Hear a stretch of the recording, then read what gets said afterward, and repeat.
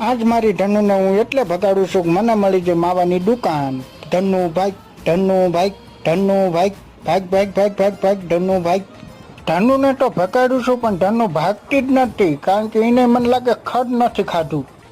ધનુને પહેલા કોકના ખેતરમાં જઈને મારે ખડ ખવડાવવું પડશે. હવે ખડવાળું ખેતર કોનું છે ભાઈ? આટલામાં કોઈનું દેખાતું નથી. થોડોક આગળ જવા દે.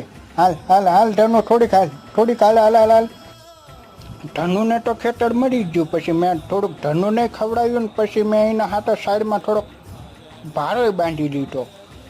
પી લે ધનુ, પી લે. હા, ભાવ તો જો ખેતરવાળાનો બહુ ભાવ છે. ખેતરવાળા બહુ ભાવ ન લઈશ. મારી ધનુની સીટ ન ખોતરીશ. એ ના ના, ન ખોતરીશ. હવે મારી ધનુને લઈને જતો રહો માવાવાળાની દુકાને. એ આ આવી છે માવાની દુકાન.